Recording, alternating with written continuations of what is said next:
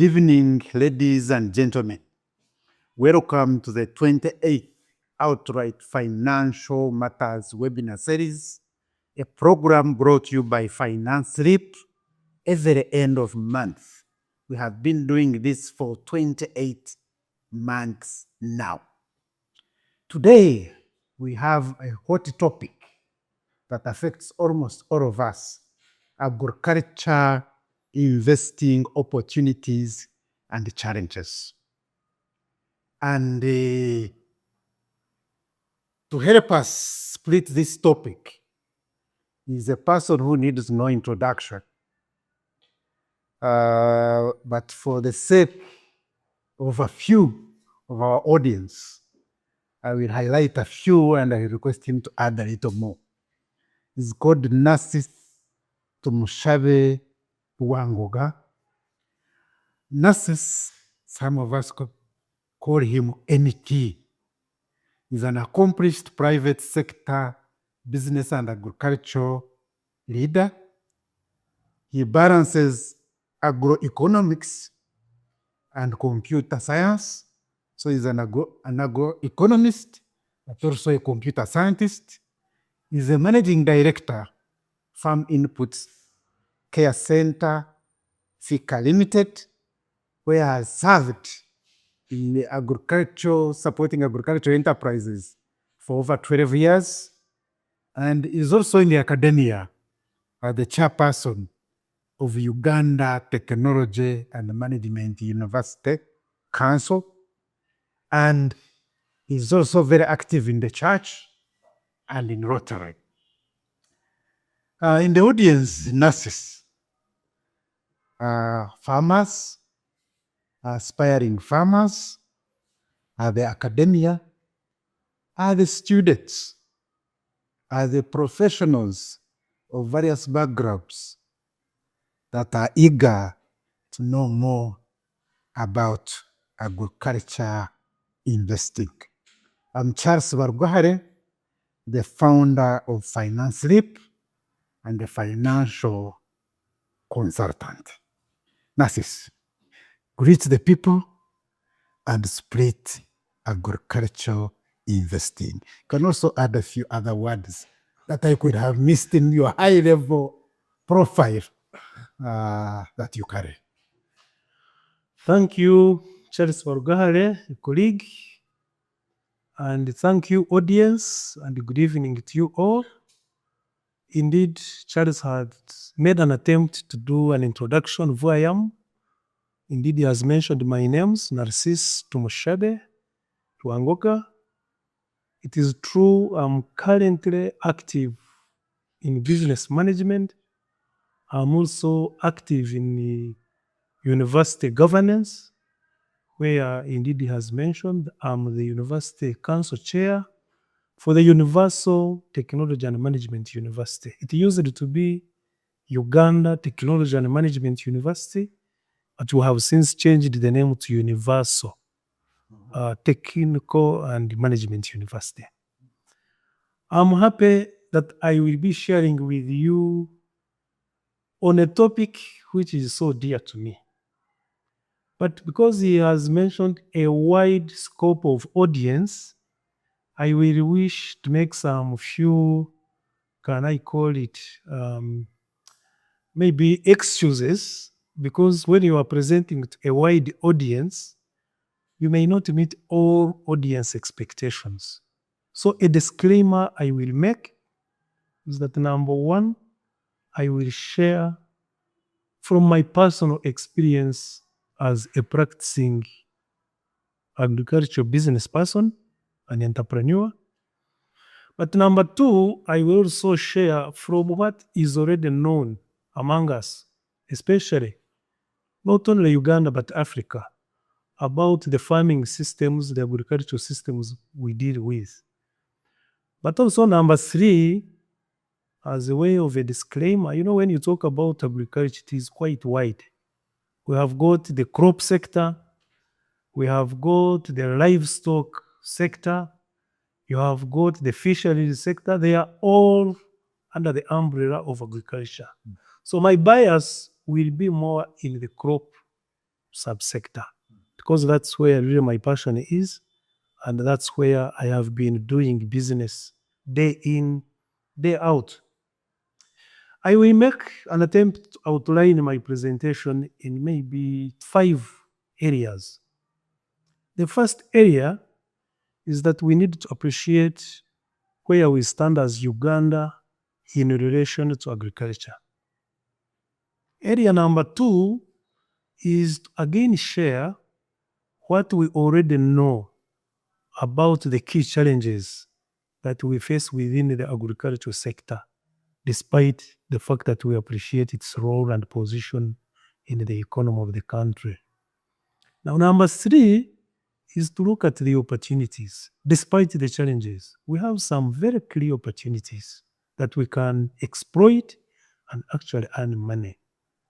Now, number 4, if we are looking at investments into agriculture, what could be the pathways for finding our way into the agricultural sector?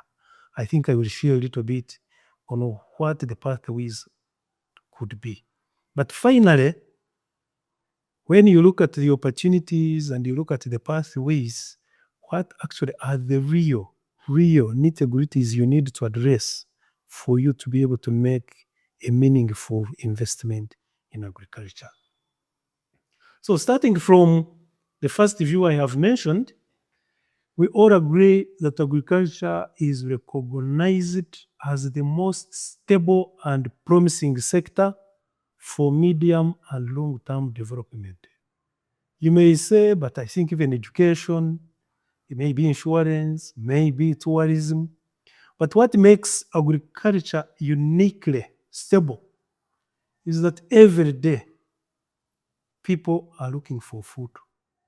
Whether you want it or not, breakfast comes, people eat. Lunchtime is coming, people eat. Then you are talking about dinner. So you will find that characteristic of finding that even our food survival depends on agriculture makes it among the most stable areas for an investment. It won't be disrupted by anything. Look at the COVID lockdown, which disrupted everything. People still had to eat. Minus food, I'm sure the world would have come to close. Now, because of this, we find that there are other factors that we may have to consider that are unique to agriculture and make it an area that someone thinking about investment may not really neglect. For instance, while I have mentioned stability, but I think we all know that the population is growing. Now, as long as the population is growing, that means the demand for food is also rising. Now, that means that if I was to look for where do I invest to make money, I must look at the demographics as far as the population is concerned, and I also start saying what do they need to feed on. The second key factor that we need to look at when we describe our farming systems, especially in Uganda, our agricultural systems, we will understand that we have got 3. For now, I'm going to use 3 descriptions of the kind of agriculture we are looking at. We have what we call the small-scale subsistence farming community. These are the people who have lived in rural areas. They derive their food requirements from the hoe, from the garden. And they constitute the biggest proportion of the people involved in agriculture in Uganda. Sometimes we give them a range of maybe they could be even up to 60% of the farming population. Oh, that's big. That big. They are still really the majority. It could even be slightly more than that. But elements of commercialization have started coming in that even with a small given land area, one can also do some modern farming that moves towards commercial. Now, the second category are the semi-commercial farmers. Now, these are many. Unfortunately, you will find that we all think about farming, we all think about agriculture as a part-time activity. So you find someone has got land, sizable land, but he also has full-time employment elsewhere, but he's also trying to practice farming. He hears that there is irrigation, he wants to think about irrigation, but he's not there full-time. He hears that actually you can grow crops and harvest twice the volume if you use fertilizer. This person will buy the fertilizer, send it to the farm. Unfortunately, in most times, you find that the people on the farm are not professionally prepared to actually even use the inputs that have been provided. So, but at the end of it all, these category of farmers are also promising because they are not necessarily looking at farming for purely getting food on the table. They are looking at farming for both getting the food and getting some income. Then we have the commercial farmers. For sure, a commercial farmer may not be any among the first two descriptions I have given. If it means employing professionals, agronomists, that is the person who will take them on. If it means doing what we call soil testing, that you know the soil requirements. If it means getting the right variety of seeds for the crop variety he or she has picked, that is the category of farmer that we are describing as a commercial farmer. Now, by proportion in Uganda, I've already mentioned that the small subsistence constitutes 60%. Semi-commercial, maybe that I can give it around 20%. And the commercial farmers are really coming up. The numbers used to be much lower, but if I make an estimate of 20%, I won't be far from the reality. Now, characteristic number 3 is that in all we do, I've already mentioned it to you that the population is growing, it is increasing. But the land, what we call the arable land, is not increasing. Even in some situations, it is getting degraded. So how do you make sure that the rise in population is matched by the rise in food supply and production? That calls now for some areas of very much interesting activity. We want to invest in making the land more productive. We want to make sure that we think about sustainability as well. I hope you know that the United Nations Secretary General who passed on, Kofi Annan, left us a very big statement that we, the current population who are using the land, should appreciate that we are only custodians for this land. We should use it in a manner that we will pass it safely and sustainably to the next generations. So when I talk about if land is fixed, the population is growing, and therefore we need to increase the unit production from a given piece of land. We should do it consciously without destroying the sustainability of use of that land for future generations. Obviously, there are different schools of thought. For purposes of our discussion today, I would really want to go for, first of all, establish the condition of the soil, but secondly, choose those technologies which will not degrade or destroy the land just because you want maximum yield from this land. It is generally agreed that we already know the technologies we can use that can actually help us realize a lot of return from a given piece of land. For instance, you have heard about vertical farming. Just the way we build buildings, and you say instead of having what we used to call bungalows, we start saying, oh, maybe let's get apartments which are rising, high rising. Even in farming, there is an opportunity of doing what we call vertical farming. You don't have to plant everything in the soil. You can have another growth media, especially for most of the horticultural crops, that can actually be held in a container that you have different levels. And this is not imagined. This is what is already happening in parts of the world. You visit China, you will find this method of production happening. I think you have also heard about precision agriculture. Precision is where you say that let me not just apply, especially the inorganic fertilizers have been criticized so much. Farmers generally know that I need to get what we call DAP. It is a diammonium fertilizer which helps most crops to develop the big strength in rooting. So they just pick and apply it in a crop, in a soil, because they know that is the formula. Now you find that actually the soil didn't need that much ammonia, it only needed a portion. So when we talk about precision farming, we are saying provide a nutrient which you have already established is limiting the soil for productivity. Don't just put everything. It's like broadcasting. If I have a message I want to pass to you, Charles, I will not need to stand in a room and start telling Charles, oh, it's time for lunch, come we eat. Then I'm attracting attention of even the people who are not interested in the lunch. I would rather find a way of letting you know that lunch is ready without disrupting the peace of the others. So precision farming, precision agriculture generally tries to avoid disrupting the other elements if we want a specific element to be supplied in the soil. Now, we have also got high yielding technologies. I'm a practitioner. I even do seed production, both conventionally, but also even scientifically using tissue culture technology, the biotechnology applications.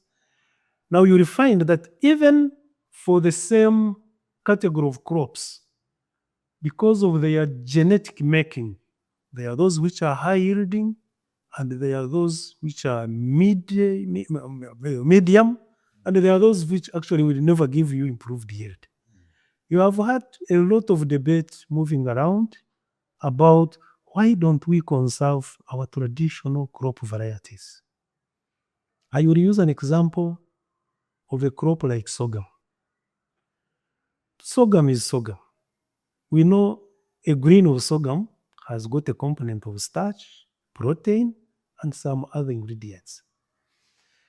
But if you look at the crop of sorghum, traditionally, especially in Chigezi and parts of Ankole, we have sorghum varieties which are planted in January and February. And those varieties are harvested in June and July. That is about 6 months of a crop in the garden. And you look at the panicle or the head of the sorghum, it is really small. If you had count the number of grains on that panicle of sorghum, maybe you may get a range of 100 or 150. But because we know that all we need is the sorghum plant that will give us a panicle with so many grains of sorghum, which must have almost the same content of starch, carbohydrates, protein, and whatever.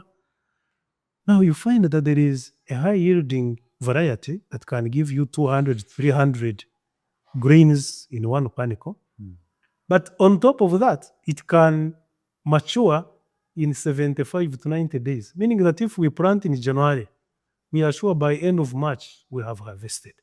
So if we were to do increase the production or double production, where a traditional variety from Chigezi will take the 6 months in the garden, I have a potential of harvesting twice just by simply changing the variety. Now, science sometimes is not understood by everybody, and I really want to say that we tolerate each and everybody's views and we respect them.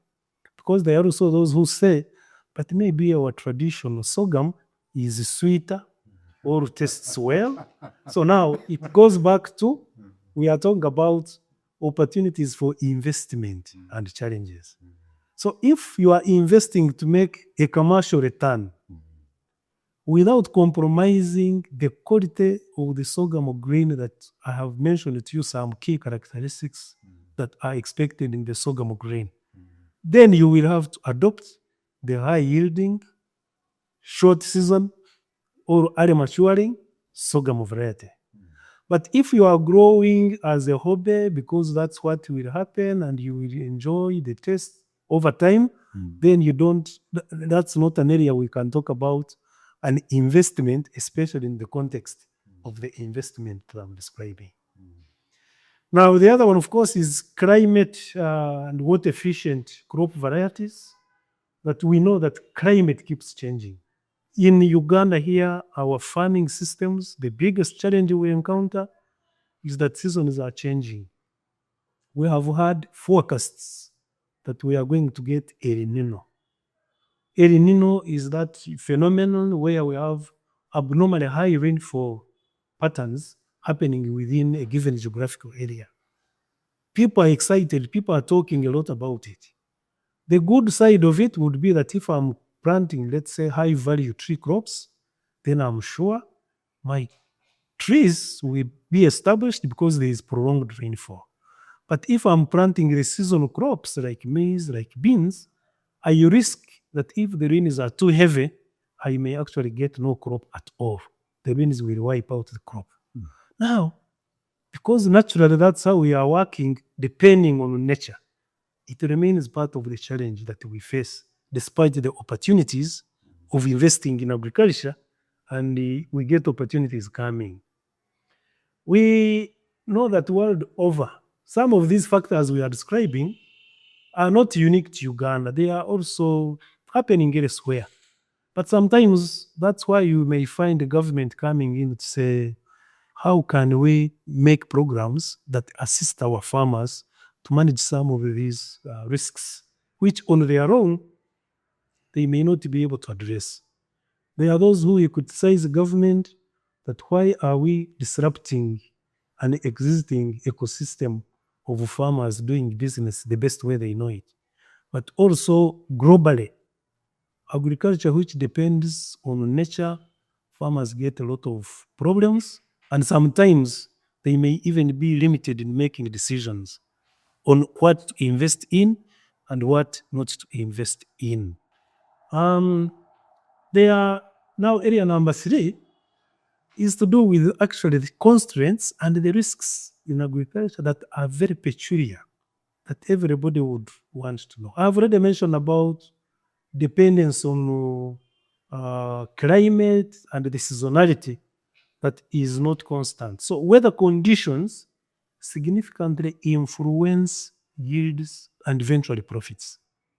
Now you will find that for the category of commercial farmers who are even going to borrow money to invest so that in farming they have a good return, some may not start an enterprise without first addressing issues of weather vulnerability.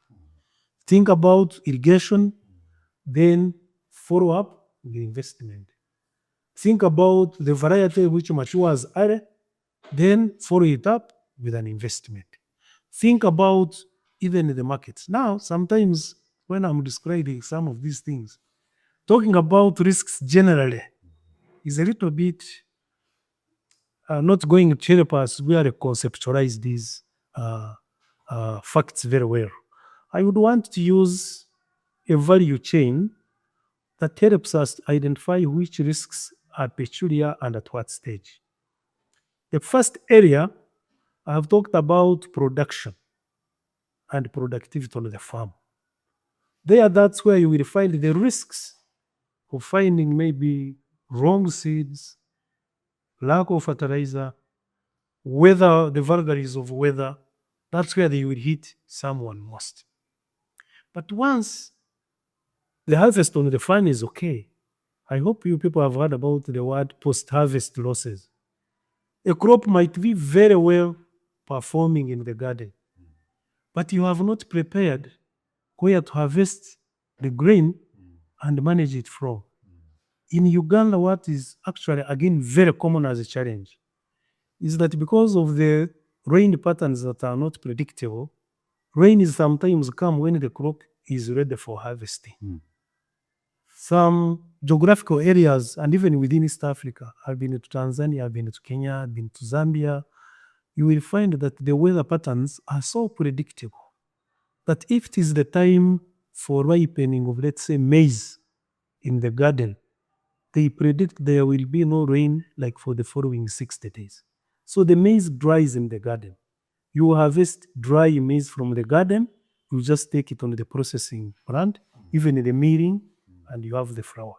But in the case of Uganda, you find that it is raining and the maize is expected to be dry. That means that you must prepare for what we call post-harvest handling. So the risks which I mentioned about production, yes, exist, and we need to appreciate them. But now the risks, even which are coming at the time of harvesting and affect what we call post-harvest losses, are also critical for someone to understand. In the range of 30 to 40% post-harvest losses, you can imagine how much your profit, your potential profit, will definitely disappear. I have got, of course, a number of recommendations on post-harvest handling, strategies, and what to prepare. But for now, I would want to really still proceed and say the other area of high risk is now the market. Maybe you have identified the production risks, you have addressed them. Post-harvest handling has been addressed, but about the market? I can give you a very typical example of beans in our current Uganda situation. 2 months ago, we went into the harvesting of beans, and the weather was favorable. The quality of beans was good. Most farmers didn't get post-harvest losses. But the problem was the prevailing market prices were so discouraging, but farmers didn't have options. They had to sell the beans to the available market at the market prices. Now what happens? Beans were being sold, even I sold beans at 1,600 shillings a kilo, 1,800 shillings a kilo, 2,000 shillings a kilo. Because I didn't have storage on the farm, and I found that the cost of moving beans from the farm, let's say, to facilities in Kampala would even increase the costs of moving the beans. Today, if you want beans, the lowest price is 3,500 shillings a kilo. It's 4,000 shillings a kilo in a period of just 2 months. Times two. Now, what does this mean for a very serious entrepreneur who set up to grow beans on the commercial rate on the assumption that I will be selling to a market where the price is 3,500? By the time you harvested, the price was 2,000 or even much lower. So it becomes a risk in the market that we need to think through it very critically. The market is sensitive. I will still use the description of beans. It is sensitive to the variety. You may have grown what we call the red speckled beans, or you may have grown the yellow beans. When you harvest, you find actually the market is segregating. They are saying for yellow beans, we shall give you 3,500. For the red speckled beans, we will only give you 2,500.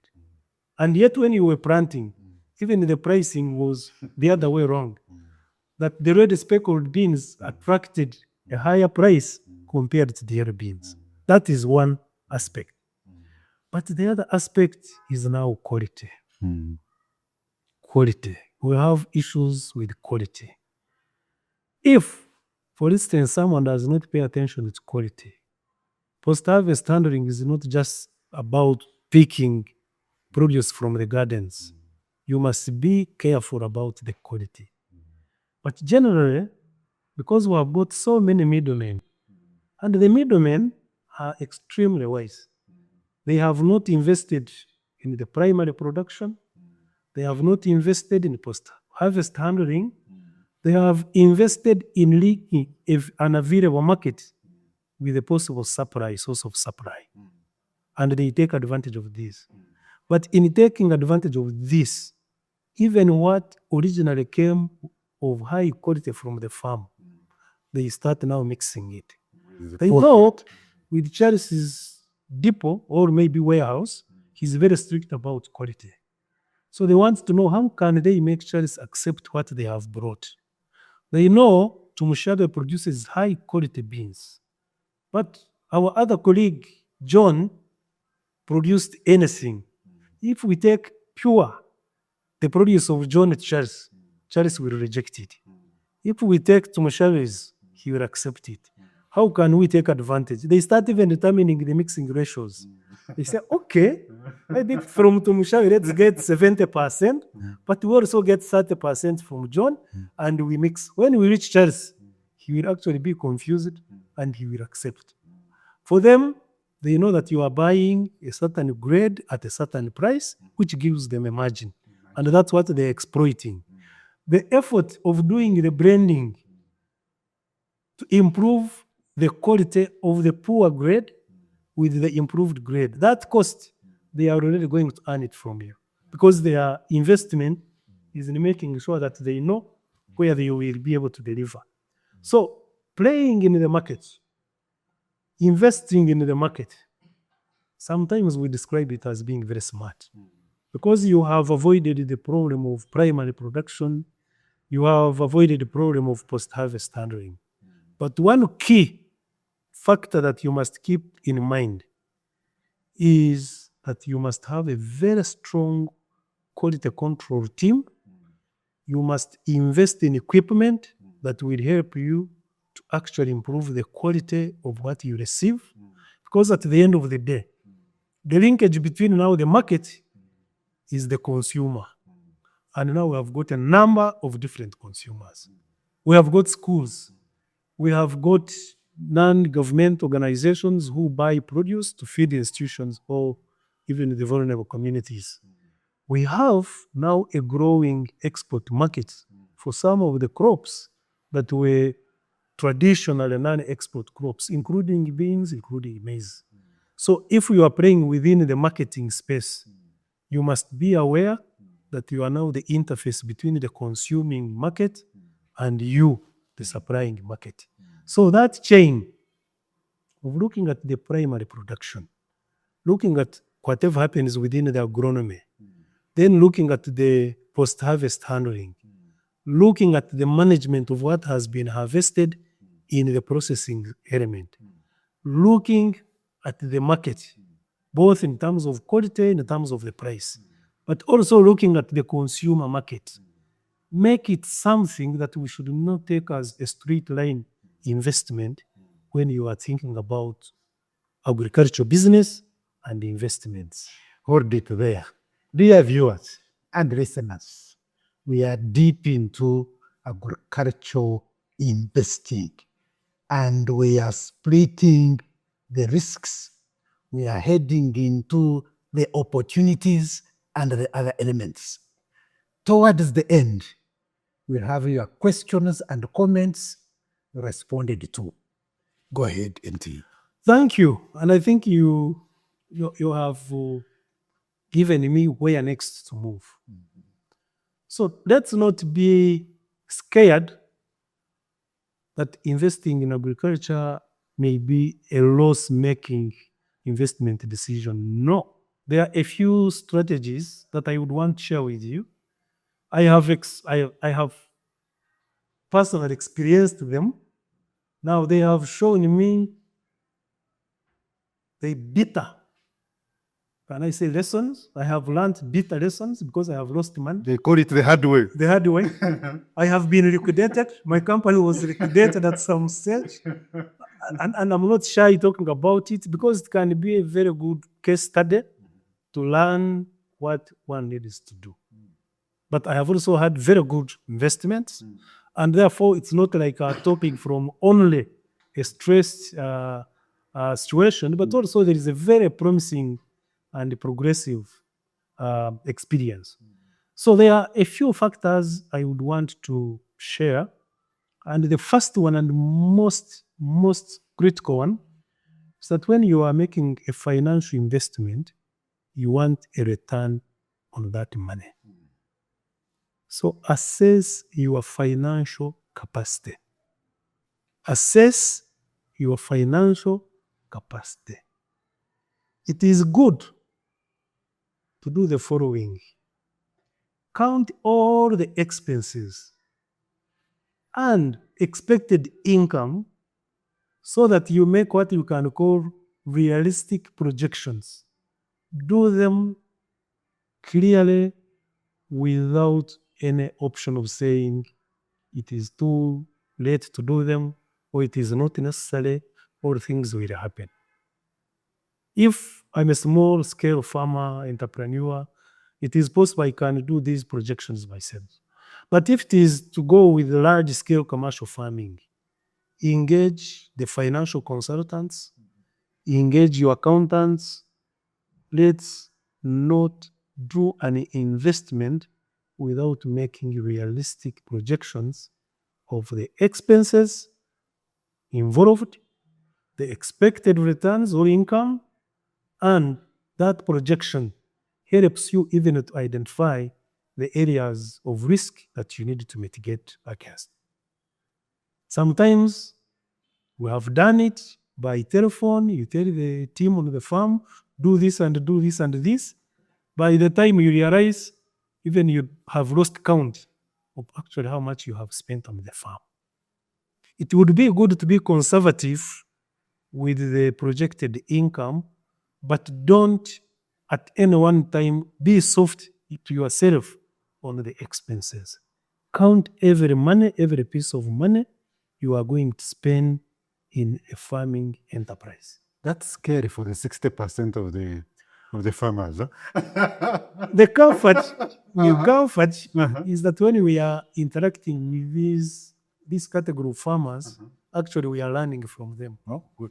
They have got safety nets, but how they survive is miraculous. They will not depend on one crop. They will have a multiple line of crops. I've already mentioned to you about the different sectors of agriculture. You will find they have some livestock, which is actually even fertilizing the small gardens they are doing. So for them, sometimes bothering them too much is when you want them to start moving from remaining purely subsistence to start thinking about real farming as a business. We cannot avoid financial literacy, and the financial literacy you would want them to really pick and appreciate is to help them appreciate how to do things different. They may not even have to put extra money, and sometimes the risk of losing money in their case is much lower. So you try to use a delivery of financial literacy that is relevant to the category of farmers you are dealing with. Wonderful. Now, the second one is you need to create a financial safety cushion. You know, we invested with my team when we lost the money and we were liquidated. We actually knew our business would succeed because we had land. Land is really the primary factor of production. You have land, then production is likely to be possible. We had tractors, we had machinery, we had inputs, we had the technical knowledge on what we want to plant. Actually, we started with upland rice and maize, and even sorghum. We knew the markets. Even we had a forward contract supply. But what was our problem? We didn't have cash. We convinced the bank, and the bank appeared to be very willing to support our proposal, and our projections were very clear. Now, we had two components of our investment. The first component was the primary production, where we said we already have machinery, we already have the land, and we have the technical know-how, but we only needed money to buy fuel, money to pay the workers on the farm, money to buy the inputs. So the bank gave us the money, but that is debt. We also had the plan of saying, since we already have forward markets, contracts, we can as well invest in a grain processing and packaging plant. So while we are investing in the grain and packaging plant, we start now buying from what we call outgrowers. Farmers will supply. We don't have to depend on what we are producing to do the processing.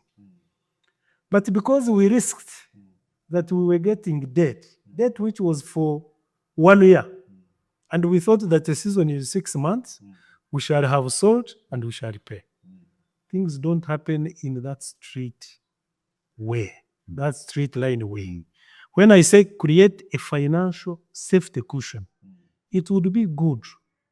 Yes, getting debt for financing farming and agriculture is okay, but you need to have your own capital. Some bit of caution of capital.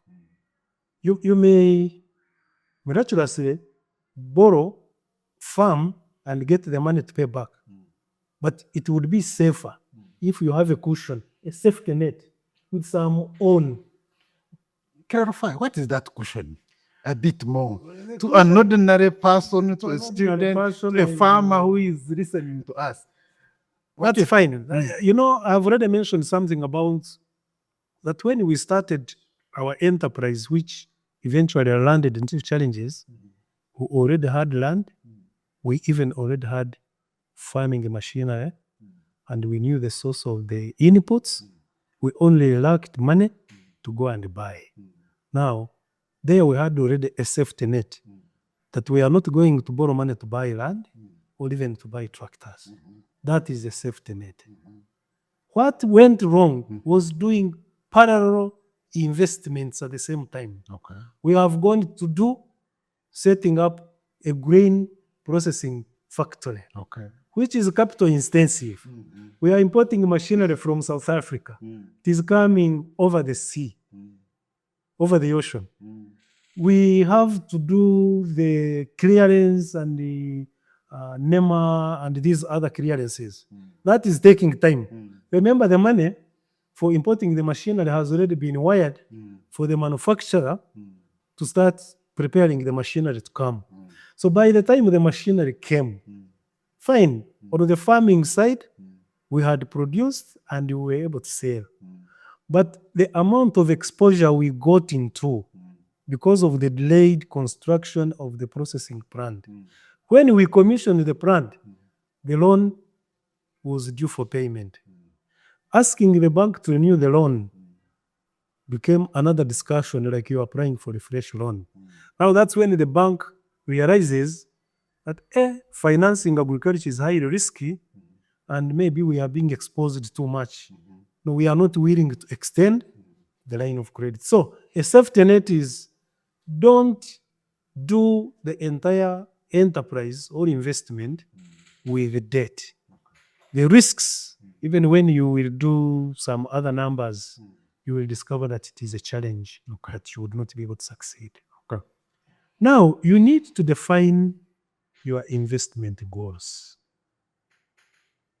You need to define your investment goals. Because when you don't define your investment goals, then maybe it's like saying that if you don't know where you are going, it doesn't matter which path or which route you take, because you don't know where you are going. You must have very clear goals in terms of, if I use the word capital preservation, I can assure you there are many people who are in farming, not because they are looking for profits, but they have got a lot of liquidity, they have got a lot of money, and they believe that by deploying it in agriculture, it will be preserved there. You know, somehow, even if you made some losses, sometimes you will make profit, but your money remains there. You have seen them, even in cattle, in coffee, in what? There are people who put their money, not surely that they are so much concerned about the return on what they have put there, but they are preserving their capital. So and so has 1,000 cows. Absolutely. So it's You ask, how many times do you sell the cows and how much do you earn? I tell you, no. As long as they are growing, the herd is growing, I'm okay. But they are worth money and there is preservation of capital. okay. But the other ambition, the other goal should be really to grow the capital. Some grow their capital through now agriculture unknowingly. Surely there are people who have started to say, hey, now that I can get this much money, my profits I'm going to invest in mechanization. My profits I'm going to invest in irrigation. But from the onset, that didn't appear to be part of their priority. So your capital is generating returns and you are using the returns to grow your investment in the agricultural sector. Even you can get funders, venture capital, people who want to come and invest with you, although initially it was not your target, but because the enterprise is very successful, people come in and things start growing. Then there is what we call passive income. I'm full-time in employment, but I know once in a while I sell 2 bulls, 3 bulls, I get some more money. It is not surely part of my day-to-day preoccupations because I'm earning a salary, but I know because I have maintained some crops. When I sell coffee, I get some income. I don't spend a sleepless night because I have not yet sold my coffee. This is where you find that even people can harvest and keep their produce on the farm if they have good storage and they are not bothered. The good thing is that sometimes prices start appreciating as time goes on. Then you sell when the price actually is very, very attractive. Now, there is also a strategy called portfolio diversification. Again, from my own private primitive working on the farm, I got some bit of land in some part of the country. I started with annual crops, grow maize, grow beans. When weather would be very, very harsh, especially drought, I would harvest nothing. When I drive 300 kilometers to go and check on the farm and find all the maize is drying up, I would just get downcast and say, what am I doing? But I just got another idea. Since the land is reasonably big, can't I also put livestock? Now, I realized when drought affects a crop like maize, at the vegetative phase, and you have animals, you actually turn the maize into animal feed. Now, you imagine the frustration you get when the crop of maize has dried at the vegetative stage, and the consolation you will get when that crop becomes feed for the animals. The animals actually thrive. Remember, during drought, even animals are starving. So, but because you did this diversification, you are helping yourself. Eventually, I put trees. I put around 50 acres of trees. Small level, but I'm telling you, when you would go and I look at the 50 acres of trees, eucalyptus growing, gaining, I would never worry about weather conditions. Because even during the dry season, I see my trees are growing. I eventually put coffee. So now, I cannot go and find coffee disappointing when maize is also disappointing. You get some bit of satisfaction. But if you started by also recording your expenses, you would now appreciate more that in diversification, you will know which enterprise needs your investment because of the returns you get. If you just do it as a hobby, you will definitely go and you are happy. I put a banana plantation, and if I was not counting how many bunches of bananas I get and what is the cost of each banana, maybe I would still be continuing with bananas. But I realized it was a loss-making enterprise. Despite going by portfolio diversification, I stopped the banana enterprise, just kept a little for home consumption. So it is very important that we try to address this. Now, the investment strategy needs also to be very clear. Sometimes you can be conservative. That is, if you feel like your appetite to take risk is not there. Your risk averse, it's very, very low. Then you go conservative. Don't rush. The promises are there. I can assure you the investment areas in agriculture which are there, if I started listing them, you would say, what are we doing here? Why can't we move? I will, for instance, mention something.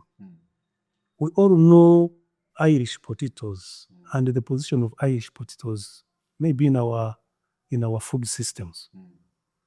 Irish potatoes, almost every kiosk you will find, they are doing chips, they are doing maybe sometimes they say French fries. It is an Irish potato. When you go to most homesteads, you will still find they are cooking Irish potato. When you go to the fast foods, you have seen the Cafe Javas and the KFC, you will still find Irish potato. When you go to the industries now, which are adding a lot of value, like Sam's food industries, which I'm happily associated with as the chairperson of the board of directors, we really want Irish potato. Now, without going into many other details of Irish potato, during the harvest season, we don't have investment in long-term storage of Irish potato. The prices drop to the level of finding a bag of 100 kilograms being sold at 100,000 Uganda shillings. And people make money. Middlemen travel to Soro, go to Kabarole, go to Mvende, go to Mbale, go to all places. They come and bring. Kalergu is flooded. But people know that their businesses, especially those in the food sector, cannot do without Irish potato. So I'm just trying to show where we have got a lot of potential investment opportunities, but somehow we need to go conservative. If today I invested in a long storage facility for Irish potato, off-season, a same bag that was costing 100,000 Uganda shillings for 100 kilograms costs 350,000 Uganda shillings. Look at that price range of 250,000. So if I'm looking at investing, I mean, automatically this is where you would go. But I'm saying the strategy you follow, you need to know, let me be a bit conservative, and I don't say, NT has mentioned this, then I should run on it. But it is high business potential to make even big returns. Even if you leveled and started selling at an average of 200,000 a bag of 100 kilograms, I'm sure there is money to make. You can even increase during harvest the price to 150,000, and you make the farmer get also an incentive to grow more, and also you get an incentive to do the trading. Now, the other area within the same, I want to use the same area of Irish potato. Cafe Javas imports Irish potato. KFC imports Irish potato. Despite the fact that Uganda, we don't have. because we don't have the quality and the variety for their market requirement. But we can produce this Irish potato here. So what do we need? Naru has done a lot of research. They know what Cafe Javas is looking for in terms of the level of starch, in terms of the level of carbohydrate. I mean, they know, and they have done it. So all we needed to do is let's take advantage of the demanding market for these varieties, and we perfect production of seed that the farmers who are growing the Irish potato are going to use. As of today, the gap is so wide. Maybe we could be supplying only 5% of the seed requirement of the particular varieties of Irish, which have got high demand in the market. So being conservative does not mean that the opportunities are not there, but it's because you want somehow to be conscious that you don't lose money. You grow. Because also there are other risks that you can actually invest in the areas I have mentioned, and actually money is lost. The other area, of course, are those who are moderate, I've mentioned, but also those who are aggressive. The very aggressive one, especially if you have your capital reserves. Some of these things are doable, and you find that you are not making a mistake because you will earn. Now, sometimes it's also good to look at different options and you compare and make the most promising choice. For instance, profitability could be an issue, scalability could be another, then the operational risks, like now we may have an interest in producing Irish potato at a commercial level, and we don't have qualified agronomists, or we don't have suppliers of the right inputs for this, or the environment is not competitive. But also you have heard about those crops which have got a lot of export potential. Those give you even a bigger opportunity to say that in terms of selection of the enterprise, this is where we can go. So the opportunities in the agriculture sector are quite very many. I will not continue varying so much of them, but I would want to possibly try now to give strategies, the strategies that you can actually adopt and you find things are moving. Number one, I've mentioned about a strategy of being conservative. So What that means, go slow and allow natural growth as much as possible. Don't invest today and you want to find that irrigation is running, everything is perfect according to the projections. So when you do that slow but growth, you manage the growth better because you also start increasing your capacity based on the actual requirements of the enterprise now you are running. Because remember, the larger the investment, the more complex it becomes and the more you are likely to make errors. Two, let's not continue being conservative in terms of the ideas. Let's face the current challenges squarely. If we are saying there is climate change, don't start saying, but our grandfathers and our grandmothers were growing the crops and there was no challenge of climate change. Climate change is real. You cannot avoid it. Don't say, but since they were growing the sweet sorghum and it was taking 6 months in the garden, I mean, you do it, but remember you have had your own family growing. Maybe you were 3 siblings of your parents, but the 3 of you, each one has got maybe a separate family. I mean, depending on this same piece of land, dynamics must change. So try to concentrate on the current challenges, analyze them, and then after you have identified the solutions, take them on. Because today's opportunity may be history tomorrow. Today you have an opportunity. You still think like, maybe I have more time. Tomorrow, actually, that opportunity will be history because things will have moved. Now, 2, you need to build a team. Let's not fear to spend money engaging experts. Surely, we have a lot of knowledge, we have a lot of exposure, we know what we can offer. Charles, congratulations, you started this platform and you are delivering, especially in the area of financing. How I wish you also provided me a desk. And I provide support as far as the agricultural sector investments are concerned. This is part of It is very, it is part of it. it is very peculiar, and it is really something that I think we need to do. So you need to be ready to learn, but also pay school fees. Why do I say pay school fees? You cannot expect to get a very good business plan for investing in agriculture without maybe paying the financial expert, without paying the risk analyst, without talking now to the financials and looking at what they are looking for. And I really wanted to mention a few things as I wind up that a very good investment would do. First of all, you need to demonstrate your ability to manage the investment you are making. That ability can be judged by the resources you have. The resources could be now the capital, the real assets, but also even the human resource. Very, very critical. Number 2, you need to be very transparent in disclosing the numbers you are working with. You know, it is very easy to go to NASA Road and manufacture very good numbers, and even you defend them through boardrooms, but farming is not going to work on assumptions. It's real.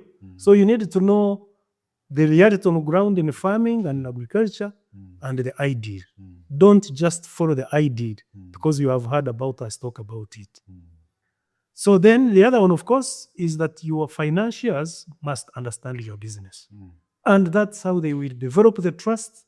That's how they will work with you with confidence. And that's how they will even support you in the event that you have lost maybe some bit of business that you have been doing. I think I can go on and on and on talking about these areas. But to sum it up, is that we have got very compelling, attractive investment opportunities within agriculture. Okay. 2, that these opportunities are not moving without the inherent risks, which I have tried to highlight. But number 3, the risks also have got their mitigation strategies and we have got solutions to most of the challenges that we face. All we need to do is to be very clear to understand that we have got a lot of opportunities that we can only take advantage of if seriously we go through the few steps I have described.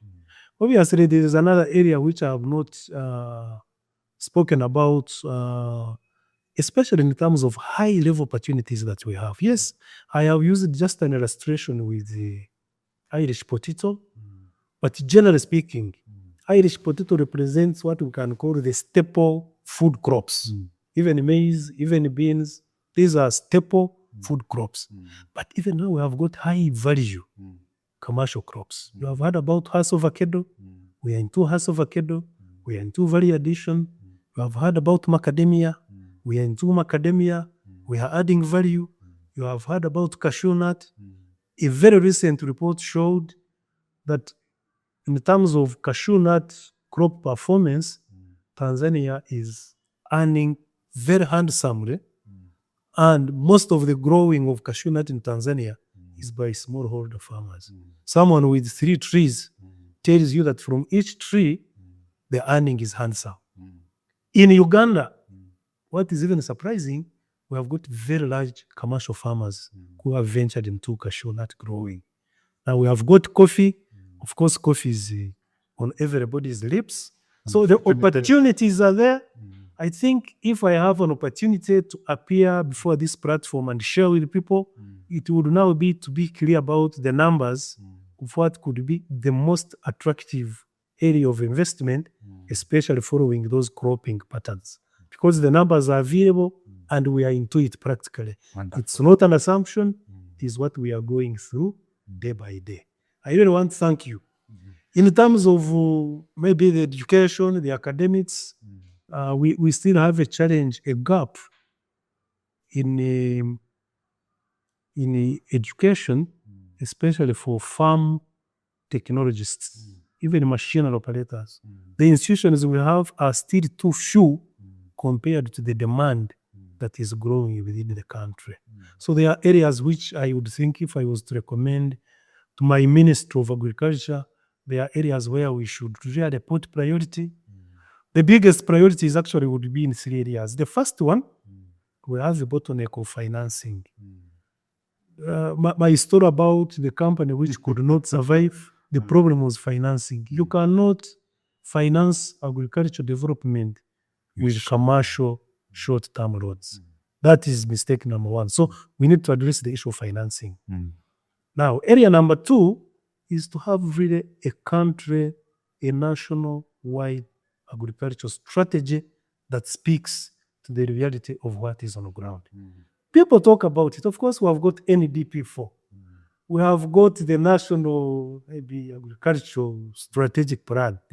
But you find that they talk about things which are a little bit, can I call them textbook literature, but the reality on the ground needs to come out, and the government develops now a strategy that indeed guides where the agriculture is moving, where agriculture sector is moving.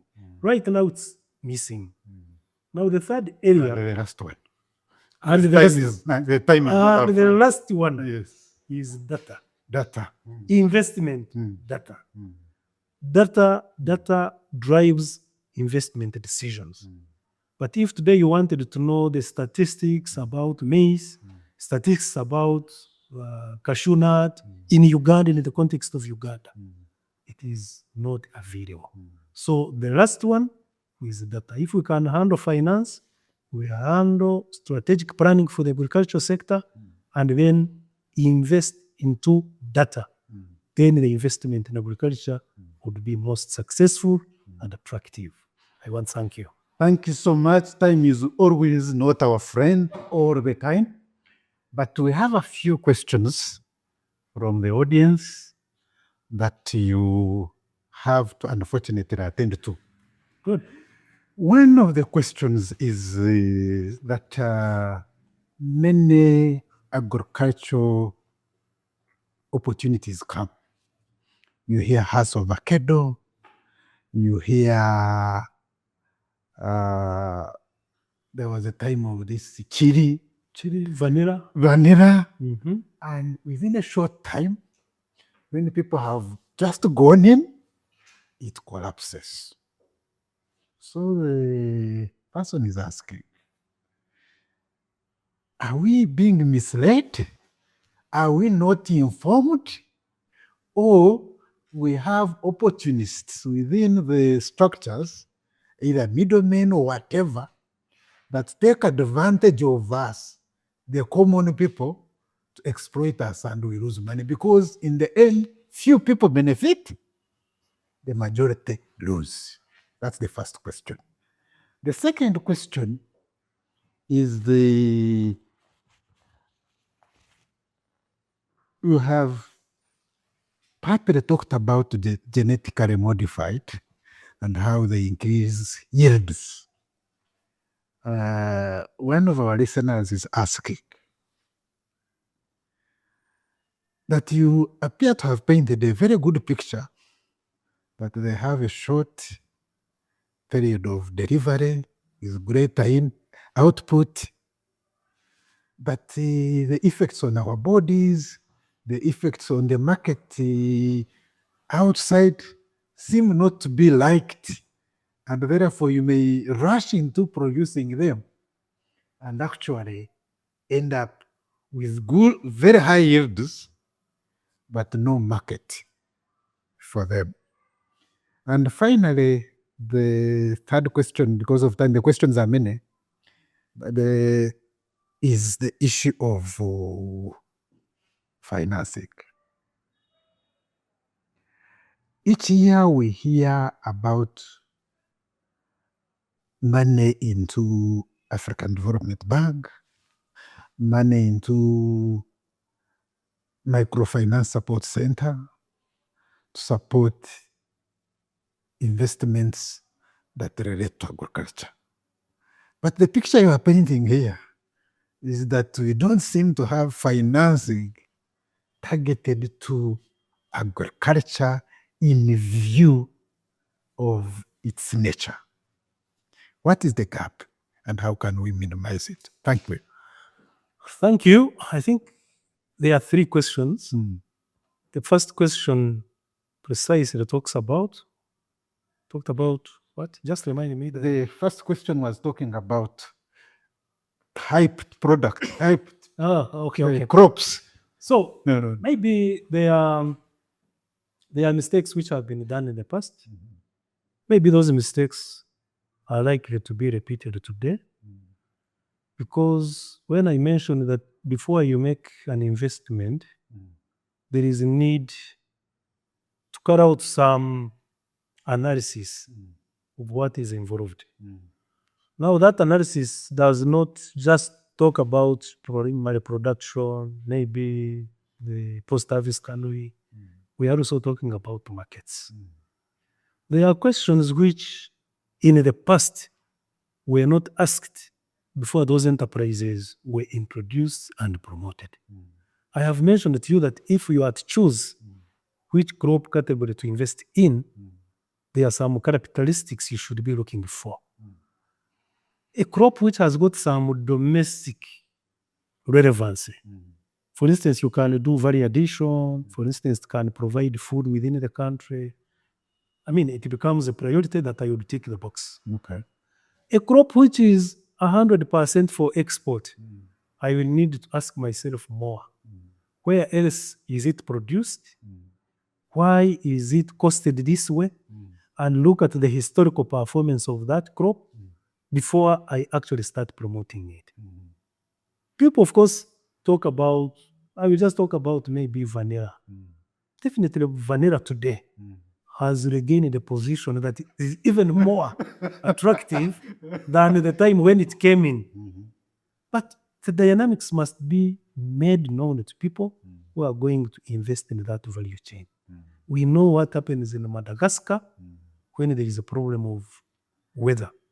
We know how the global market behaves if there is a shortfall in the dominant country that produces this particular product. So sometimes we end up celebrating about a given enterprise when actually it is for just a short time. It's like a scarecrow. You are scaring away birds that, we can do this, we can do this, when actually you don't have a competitive advantage, but you are only taking an opportunistic approach to take advantage of the situation. So analyzing data, looking at markets, looking at the domestic market, looking at opportunities for value addition are all very important. Wonderful. As avocado as an example, we have an option of exporting the fresh fruit, and it attracts even more money per fruit. But we also found that we have an option of processing oil and packing avocado oil, again for the export market, but also even for the domestic consumption, because we are using a lot of oils for when it is the chips and the homes. Now, avocado then becomes a less risky crop for people to venture in because of those characteristics. So I think in the past, yes, the mistakes happened, but we should not continue repeating these. Okay. Now the second one, which I think would take longer, You have to summarize it. but I need to summarize it. Yes. We don't have genetically modified crops in Uganda. Wonderful. We have had trials. We call them even confined trials on some crops like cotton, because there is a problem of cotton that once you grow it, you can lose everything because of a particular insect. So there is a variety, there is that science of transferring a gene into the crop of cotton so that that insect does not affect the crop of cotton. Then there you say, so you were trying to do genetic modification of cotton. The crops I'm talking about, like maize, like sorghum, which we are talking about, it's like if I use the human being settlements as just an example. Charles Barugahare is light-skinned. NT is very dark. I produce a daughter who is dark, like the father. Charles produces a son who is light-skinned, like the father. Now, Charles says that because I'm light-skinned, my son must marry a dark daughter of NT. What they produce is likely not to be light-skinned or dark in between. That is what we are doing also in crops. I have a crop. It is very good on producing very good maize cobs. But unfortunately, when it stands and wind comes, it falls, even before it is mature. But I have got another crop, which is very strong. It can actually keep in the soil, even the wind comes. It cannot fall. So I say, let me pick a crop, a seed from this one, and I cross it with this one. So this one brings the genes of high yield. This one brings the gene of strong root system. What I get is what I call a hybrid. So we are not talking about genetic modification. Okay, improved variety. And I would say the science of genetic modification of crops is so expensive an investment that even if it came in Uganda today, we would have wars on how to safeguard that technology, that gene, which is causing the genetic modification.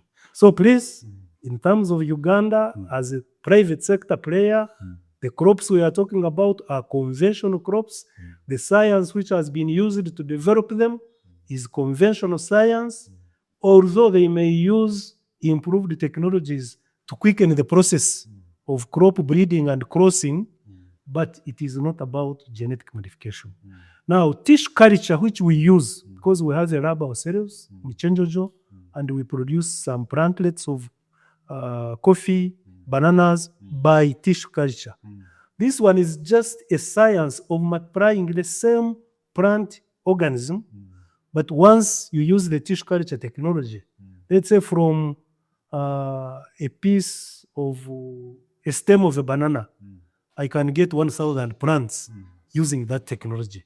So that technology has no modification of the variety. If it is Ngazurume, if it is whichever musakara, if it is whichever variety of banana, it will remain that variety, only multiplied in a clean environment and faster. Wonderful. The last one is about financing and the financing gap. Definitely, when you look at the agricultural terrain we have and the categories of farmers we have, the big investments, the big commercial investors are the ones mainly facing the challenge on the financing. At lower level, you find actually even these group lending, village groups who are saving can give some little money and farmers pay back. If you talk about the cooperatives, the circles, they are trying to address at some level. But overall, looking for agricultural financing for commercial enterprises, we are still very thin. That the Uganda Development Bank can, yes, provide some financing, but to what extent? It can only cover a small bit. If you look at the crop range where we can invest, they can also not go in every crop. So in one way or another, I can say maybe financing is still short by more than 80%. Looking at what the private sector would be really looking for and what is available at the moment. Wonderful. We are coming close to the end of this session, and NT, in a few words, because people started asking for this topic last year. In a few words, what would be your parting shots? My parting shots is that, yes, I'm happy to hear that there has been a call to listen to a topic on agriculture opportunities and investment challenges. I have only touched the bit because the time given is not adequate to dig deeper. But I'm happy that there is that interest. And like I have promised, given another opportunity, I will now become more specific, especially on areas of high potential for investment, but also with high returns, provided we do things the right way. I really want to thank you. And saying Uganda being, we usually call ourselves the food basket of the region, and that's what we are. Because if you look at the borders, if you look at the activities which happen everywhere, I'm sure agriculture is having a big potential to even go global from Uganda. I want to thank you. Thank you very much, NT. And this comes to the close, but be sure that we'll invite you again because the area is still virgin to tap into. Thank you very much and good evening. Thank you and good evening all.